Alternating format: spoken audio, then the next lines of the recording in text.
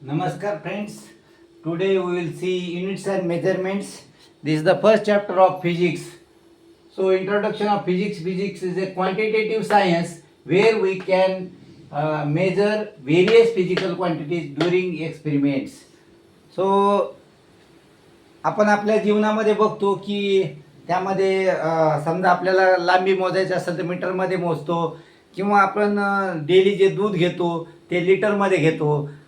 तेल आपण बघतो, तेल आपल्याला लिटरमध्ये मिळतं. अशा विविध क्वांटिटी आपण मोजत असतो आणि त्यांचा जो अभ्यास आहे तो या फिजिक्समध्ये होतो. Physics is a quantitative science where we measure various physical quantities during experiments.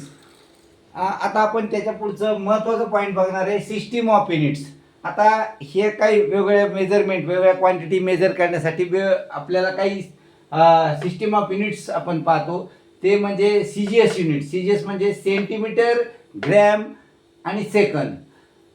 ही सुद्धा एक सिस्टम आहे, ती आपल्या व्यवहारामध्ये वापरली जाते. दुसरी आहे एम के एस.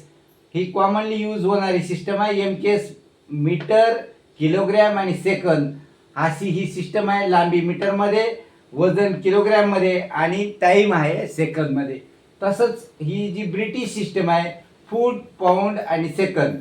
आता लांबी याच्यामध्ये फुटामध्ये मोजली जाते, वजन पाऊंडमध्ये मोजलं जातं आणि टाईम सेकंदमध्ये. ही फूट पाऊंड सिस्टम आहे. आता या तिन्ही ज्या सिस्टम आहे याचे काही ड्रॉबॅक आहे आणि त्यामुळं 1971 1971 एक ॲग्रीमेंट झालं आणि सर्व देशांनी स्वीकारली ही जी सिस्टम आहे सिस्टीम इंटरनॅशनल किंवा याला SI सिस्टम असं म्हणतात. ती सिस्टम लागू केली गेली. याच्यामध्ये जी युनिट्स आहे ते युनिट सगळ्या देशभर सगळ्या जगात वापरले जातात. त्यामुळं काही गोष्टी सोप्या झाल्या आहे आणि जी काही इंटरचेंजेबिलिटी म्हणतो ती सुद्धा सिस्टीम ऑफ इंटरनॅशनल युनिट्समुळं शक्य झालेली आहे.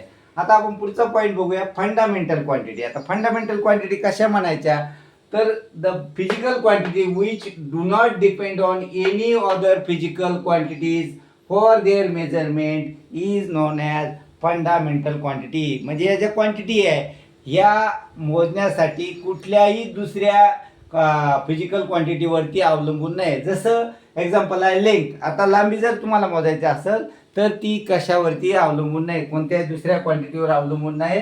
तुम्ही लांबी सरळ सरळ मीटरमध्ये SI युनिट आहे, सिम्बॉल आहे M, म्हणजे ती तुम्ही मोजू शकता. मीटर म्हणजे मीटरशिवाय त्याला दुसरं काही दुसऱ्या कोणत्याही युनिटची त्याला गरज नाही. तसंच मास आहे किलोग्रॅममध्ये मोजलं जातं, सिम्बॉल KG आहे. टाईम आहे सेकंदमध्ये आणि त्याचा सिम्बॉल आहे S. टेम्परेचर जे तापमान आहे ते केल्विनमध्ये मोजलं जातं, सिम्बॉल आहे K. इलेक्ट्रिक करंट आहे ॲम्पियरमध्ये मोजला जातो आणि या सगळ्या आपण फिजिकल क्वांटिटी बघत आहोत.